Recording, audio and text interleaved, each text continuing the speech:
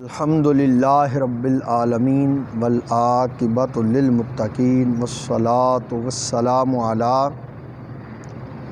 سید الانبیاء والمرسلین وعلی آلہ الطیبین واصحابہ الطاہرین اما بعد اعوذ باللہ من الشیطان الرجیم بسم اللہ الرحمن الرحیم والذین ينقضون عہد اللہ من بعد میثاقہ ویقطعون ما امر اللہ بہ ان یوصل ویفسدون فی الارض اولئک لہم اللعنۃ ولہم سوء الدار اللہ یبسط الرزق لمن یشاء ویقدر وفرحوا بالحیات الدنیا وما الحیات الدنیا فی الآخرۃ الا متاع صدق اللہ العظیم اللہم صلی علی سیدنا و مولانا محمد وعلی آل سیدنا و مولانا محمد وبارک وسلم وصلی علیہ۔ تفسیر نور القرآن سورۃ الرعد آیت نمبر 25 اور آیت نمبر 26 ہمارے آج کے درس شریف کا موضوع ہے۔ سب سے پہلے تلاوت کیے گئے قرآنی الفاظ کا ترجمہ، پھر ان الفاظ کے تحت جو باتیں حضور فرید العصر بابا جی پیر ابو النصر منظور احمد شاہ صاحب رحمۃ اللہ تعالی علیہ نے بیان فرمائیں، ان باتوں کو پڑھنے کی سعادت حاصل کریں گے۔ اور وہ لوگ جو اللہ سے کیے گئے پختہ وعدہ کو توڑتے ہیں اور ان رشتوں کو کاٹتے ہیں جن کے متعلق اللہ کا حکم تھا کہ جوڑا جائے، اور زمین میں فتنہ فساد برپا کرتے ہیں، یہی لوگ ہیں جن پر لعنت ہے اور ان کے لیے برا گھر ہے۔ اللہ تعالیٰ کھلا رزق دیتا ہے جسے چاہتا ہے اور تنگ رزق دیتا ہے جسے چاہتا ہے، اور کفار دنیا کی زندگی پر خوش ہو گئے۔ حقیقت یہ ہے کہ دنیا کی زندگی آخرت کے مقابلہ میں حقیر سامان ہے۔ ان الفاظ کے تحت حضور فرید العصر رحمۃ اللہ تعالی علیہ کچھ یوں بیان فرماتے ہیں۔ پچھلی آیہ مبارکہ میں نیک لوگوں کے عظیم اعزاز کا ذکر ہوا کہ وہ جنت میں جائیں گے، فرشتے انہیں سلام کہیں گے۔ اس آیہ پاک میں برے لوگوں کے انجام کا ذکر فرمایا جا رہا ہے۔ اللہ سے کیے گئے عہد توڑنے، قطع رحمی کرنے والے، زمین میں فساد پھیلانے والے، اسلام سے روگردانی، برائیوں سے رغبت، خدا و رسول کی حکم عدولی، انہی لوگوں پر آخرت میں لعنت ہے اور آخرت کا ٹھکانہ بہت برا ہے۔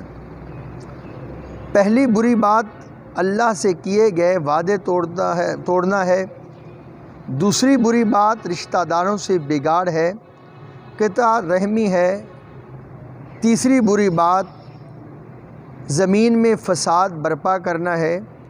ان سرکش بندوں کی عادت بیان کرنے کے بعد سزا کا ذکر فرمایا گیا ہے کہ ان کے لیے لعنت ہے اور برا ٹھکانہ ہے۔ نادان لوگوں نے دنیاوی مال و اسباب کو حق و باطل کا معیار سمجھ لیا کہ جسے دنیا میں عزت دی گئی اسے آخرت میں بھی عزت ہوگی۔ ان کی یہ سوچ سراسر جہالت ہے۔ رزق کا معاملہ قدرت کے ہاتھ میں ہے، جسے چاہے امیر بنا دے، جسے چاہے غریب بنا دے۔ غریب سے امیر، امیر سے غریب، رسوائی کے بعد عزت، عزت کے بعد رسوائی، یہ سارے معاملات، یہ دنیا تو دارالعمل ہے۔ رزق کی فراخی تنگی سب اسی کے قبضہ میں ہے۔ دنیا دار اپنی دنیاوی زندگی پر نازا پھر رہے ہیں، حلال و حرام کا امتیاز نہیں کرتے، سچ جھوٹ کی تمیز نہیں، حق و باطل کا احساس نہیں، حالانکہ دنیا کی زندگی آخرت میں حقیر سامان ہے جس کی کوئی حقیقت نہیں۔ اس آیہ مبارکہ میں برے لوگوں کی خصلتوں کا ذکر فرمایا گیا ہے۔ ایماندار اللہ سے کیے گئے وعدے پورے کرتے ہیں۔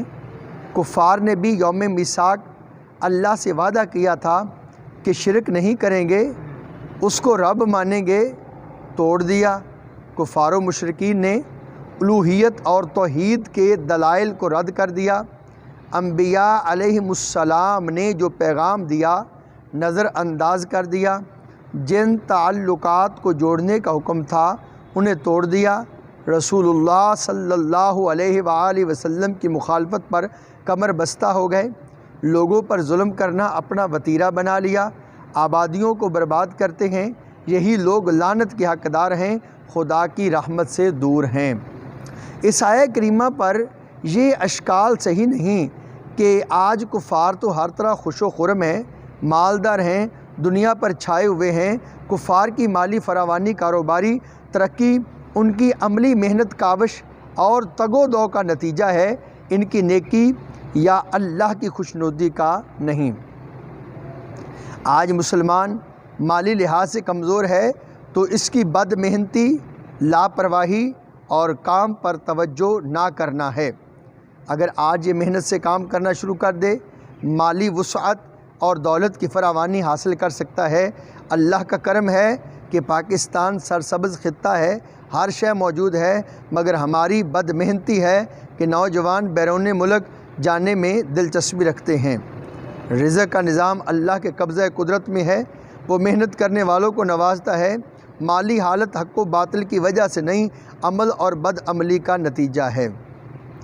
قرآن مقدس نے بھی اس عنوان کو اس طرح ارشاد فرمایا ہے، انسان کو وہی کچھ ملتا ہے جس کی وہ سعی کرتا ہے۔